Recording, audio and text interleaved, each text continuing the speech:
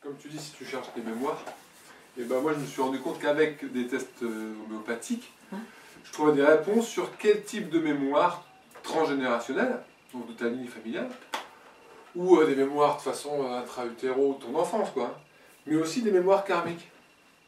Parce que le remède qui va être le plus faible sur ton bras, il va nous dire... il va indiquer nous le dire, sujet. Ouais, de quoi ton ego se nourrit.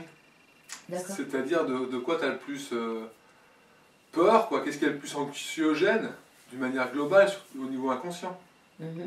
C'est vachement intéressant à savoir, si justement, comme toi, on veut un peu mieux comprendre l'ego, quoi, comment il se construit, quoi. Ouais, la construction, à peu près, je connais un peu. Ouais. Mais surtout, c'est dans la pratique du quotidien, faire une dissolution petit à petit. Que si on élimine une charge émotionnelle du passé, une mémoire donc. Et on élimine comment? Ah, c'est ça qui t'intéresse le plus, hein, c'est ça. Et ben, moi, mes protocoles d'élimination, ils sont simples. C'est des stimulations de méridiens. D'accord. Mais à partir du moment où tu stimules ton corps physique, pendant que tu actives la conscience de quel est le problème, généralement le corps physique, il régule le côté émotionnel et le côté énergétique. D'accord. Et qu'est-ce que tu appelles conscience? Ma conscience, c'est pouvoir nommer, quoi. De cette mémoire? De cette mémoire, ouais, c'est-à-dire prise de conscience de qu'est-ce qui agit sur moi. Le mot-clé, c'est qu'est-ce qui est un résidu de stress pour moi. Ce résidu de stress, il détermine mon comportement inconscient. Donc même moi, si je veux consciemment quelque chose, mon inconscient, lui, il a un désir qui peut être tout autre, parce qu'il est conditionné par des mémoires. Complètement. On est d'accord. Donc la mémoire, il faut la repérer, et pour ça, je me sers de l'homéopathie, c'est une sorte de médium. Et comment on l'élimine? Eh ben, l'élimination, c'est comme dans pratiquement toutes les thérapies énergétiques, psycho-énergétiques, c'est stimulation de méridiens ou stimulation du corps physique pendant l'évocation de la problématique. Tu veux une explication comment ça marche? Non, mais au niveau verbal, de la voix, Non, la pensée suffit. La pensée, elle est créatrice. Ça veut dire quoi sur le plan physiologique ou sur le plan chimique? Ça veut dire que à partir du moment où j'ai une pensée, donc je crée, il y a un verbe. Comme ça on dit au début était le verbe. Donc par exemple je pense maman. Concept de maman. Quand je pense maman, j'active des connexions de neurones dans lesquelles est inscrit le concept maman. Donc une fois que j'ai activé les cellules neuronales qui contiennent cette mémoire-là, ou ce concept maman, il y a un déclenchement chimique. C'est-à-dire qu'entre chaque cellule nerveuse neuronale, il y a un passeur chimique, quoi, neurochimique. Et donc tu vois, il y a une pensée qui est juste un verbe ou un concept. Et ce concept, tout de suite, il déclenche une chimie. Et cette chimie, elle déclenche toute une suite de substances hormonales, qui est encore de la chimie, qui nous font avoir un état. Un état d'être. Un état d'être, ouais. Donc si on arrive à cibler qu'est-ce qui déclenche une chimie de stress, et qu'on arrive à évacuer ce stress, alors notre ego, il a moins de choses pouvoir. Si l'ego, c'est simplement la part de nous qui fuit quelque chose, ou qui désire quelque chose pour être heureux, et bien sa stratégie d'évitement ou de désir va s'amenuiser puisqu'il n'y a plus de ressources. Mon désir conscient et mon inconscient ne sont pas en accord. Le test musculaire. Quand je vais te mettre le remède dans la main, je vais appuyer sur ton bras. Si ton bras il reste fort, il résiste, c'est que ton énergie est ici et maintenant présente et il n'y a aucun résidu de stress qui te perturbe. Si l'information du remède fait faiblir ton bras quand tu résistes, ça veut dire qu'au moment où tu as cette information dans la main, il y a soit de l'énergie qui est dans le passé, donc tu n'es plus là, ou simplement on va dire qu'il y a un court-circuit dans l'influx nerveux. Tu envoies l'information, mais le muscle il ne reçoit pas 100% de l'information. Ah oui. Ouais. Ça c'est bon pour le remède, mais le remède c'est juste pour dire, au fait, ça se situe sur quel type de problématique. Mais une fois qu'on aura fait les tests, tu vas me dire, ah bah oui, évidemment, je le savais. Oui. Tu vas me dire, je le savais. Ça va confirmer. Mais ça va confirmer. Okay. Ça va confirmer ce qui est encore actif. Ce qui joue encore aujourd'hui en résidu de stress. D'accord. Ok. Et tu vas résoudre ça comment? Et bon, on fera un soin psycho-énergétique, c'est-à-dire un soin d'élimination d'émotions Par passées. la Par la méditation? D'abord par la stimulation de méridiens, Ah, d'accord. en même temps que tu évoques le problème, et après, on peut faire une phase de méditation pour reconfigurer plus profondément le cerveau. Moi j'appelle ça une update du soi, une mise à jour de l'esprit. La méditation, elle nous permet de mettre à jour notre esprit pour être sur un nouveau modèle. Mais c'est bien de cibler l'ancien modèle d'abord, dire attends, ça je déconstruis. Et après, c'est vrai qu'une fois que tu as déconstruit, tu veux quoi? Donc du coup, moi j'aime bien la méditation pour aller explorer le potentiel que je désire vivre. Tu vois, par exemple, si une personne vient me voir pour l'abondance financière, on va chercher quelles sont les mémoires de blocage autour de l'argent, ou quels conflits sont autour de l'abondance ou de la richesse. Et après, on va essayer de faire en sorte que l'esprit aille le plus loin possible dans le nouveau potentiel pour s'y habituer. Ou pour habituer le corps, quoi. Ben, comme basé sur la loi de l'attraction. Hein. Ouais. Et la loi d'attraction, ça sera le même système, ça sera... j'ai une pensée claire de ce que je veux, donc c'est une activité électrique. J'ai une émotion qui est déclenchée par cette activité neuronale, et cette émotion, elle est magnétique, elle est du règne du cœur. Du coup, quand les deux se rencontrent, elle crée un champ électromagnétique. Et c'est parce que j'ai un champ électromagnétique que j'attire. Ouais. Deepak Chopra, il dit je rentre en synchro destiné. Mes chakras du bas, mes chakras, comme il faudrait le prononcer dans la langue originelle, ils dépensent de l'énergie en stress, en survie, en reproduction pour la longévité, en nutrition pour assimiler des nutriments, et puis en combativité pour survivre dans mon territoire. C'est-à-dire se protéger. Ouais, se protéger. Survivre, se protéger, perdurer. Donc ces trois centres d'énergie, quand ils absorbent l'énergie de ton champ électromagnétique pour créer des hormones liées au stress, et ben t'épuises ton champ électromagnétique à créer de la survie.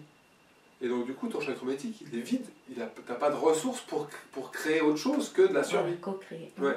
Pour ça que le yoga, le pranayama, il va faire circuler l'énergie en survie vers le haut, vers le spirituel, et du coup je vais avoir de l'énergie en spirituel.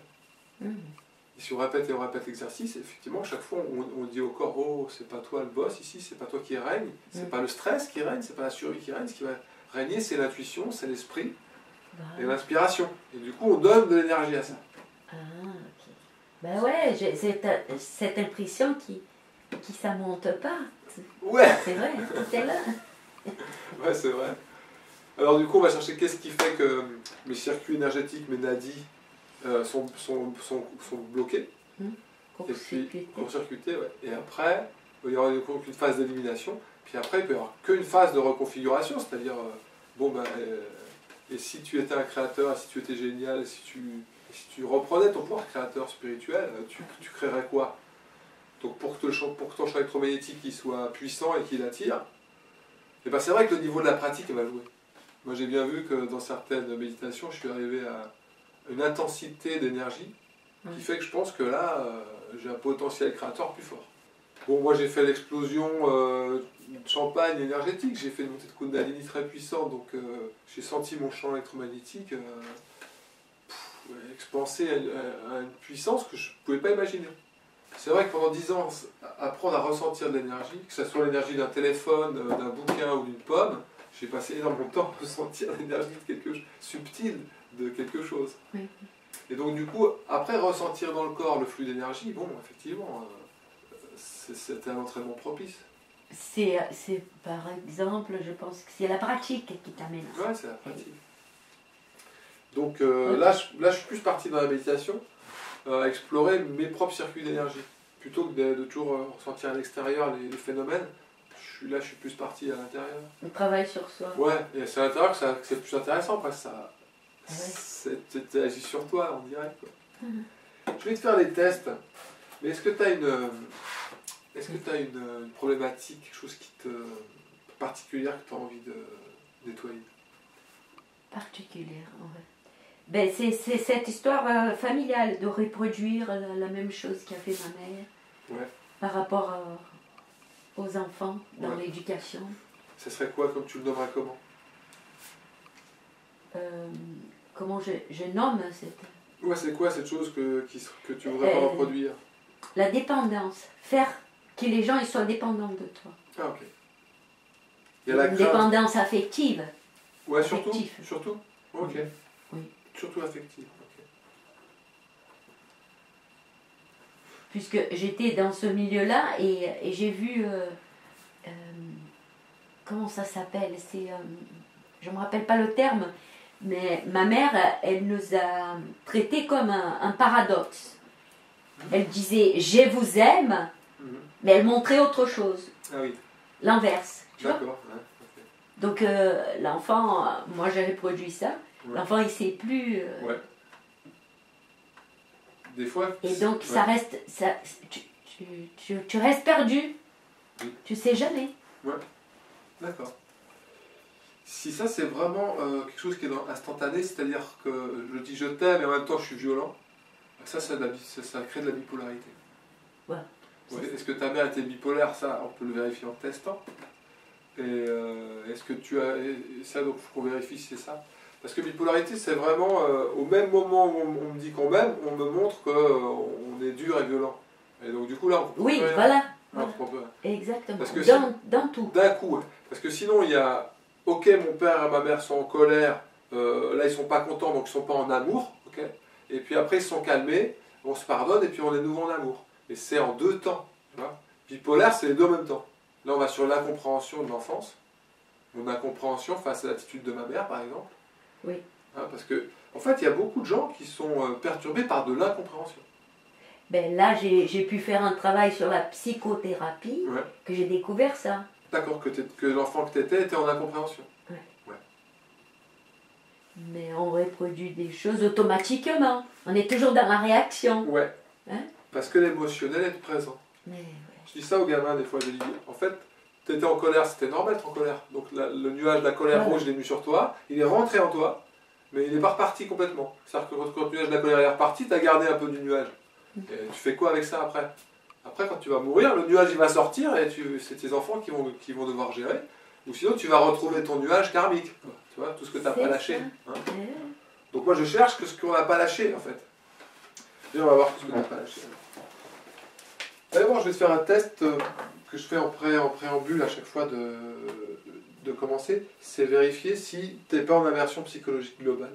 L'aversion psychologique globale, c'est je me sabote. Je me sabote parce que je veux pas, ou je peux pas, ou j'ai pas le droit d'être heureux. Ça, c'est aussi comme une loi inconsciente. J'ai appris à pas être heureux, je crois que la vie, on n'a pas le droit d'être heureux, donc j'ai pas le droit d'être heureux. Donc du coup, là, tu pourrais être heureuse, aller là-bas, et puis tout d'un coup, ton inconscient dit non, non, attends, prends le virage à gauche, là. Ouais, parce que être heureux, pas pour moi. Hein? Oui, je comprends ça. Ok, on essaie ça alors. Donc, droit. Donc droit. T'es droitière? Oui. Ok, on peut faire les deux. Ok. On fait le test, j'appuie, tu résistes. Faut pas que ton bras descende. Okay. D'accord. Résiste. Ok. Ok, dis je veux être heureuse dans la vie. Je veux être heureuse dans la vie. Résiste. Ah. Ah, tant que ça. Hein. J'adore. Alors maintenant, tu vas dire je peux être heureuse dans la vie. Je peux être heureuse dans ma vie. Résiste. Oui, et j'ai le droit d'être heureuse dans la vie. J'ai le droit d'être heureuse dans ma vie. Résiste. Ok. Redis je veux être heureuse dans la vie. Je veux être heureuse dans ma vie. Ah, c'est le plus faible, t'as vu? Ouais. Je vois. Eh ben, tu vois, là, c'est la volonté. Alors, la volonté, c'est assez curieux. Je me suis toujours demandé pourquoi on ne voulait plus ou on manque de volonté d'être heureux, tu vois. Je peux pas... c'est un doute sur le potentiel. J'ai pas le droit, c'est qu'on n'est pas autorisé, quoi. Moi, je vivais vraiment avec une interdiction d'être heureux, quoi. Comme si les autres m'empêchaient d'être heureux, tu vois. Mais toi, c'est la... Il y a une influence, quand même. Ouais, bien sûr. Ah, bien sûr. Ça s'est pas fait tout seul. Mais toi, t'en es plus arrivé à te croire que... ou t'en es plus arrivé à perdre ta volonté d'être heureuse. Ah, Les expériences passées t'ont amené à perdre ta volonté d'être heureuse. Lâcher un peu, laisser de côté et faire autre ouais. chose. Oui. On va voir ça. Tu vas dire, pour voir si c'est dans ta lignée familiale ou si c'est karmique, tu vas dire mon impossibilité d'être heureuse à travers les générations. Tu me suis? Mon impossibilité d'être heureuse à travers les générations. Ouais. Je m'appelle Sonia. Je m'appelle Sonia. Ouais. Déjà, à travers les générations, être heureuse, down. Hein. Ton bras est faibli quand même. Hein. Pas autant que je veux. Et tu vas dire mon impossibilité karmique d'être heureuse. Mon impossibilité karmique d'être heureuse. Aussi, pareil. Tu vois, alors toi tu es dans le karmique et en transgénérationnel, donc la version psychologique, elle est vraiment là. Donc on va commencer par dégager ça.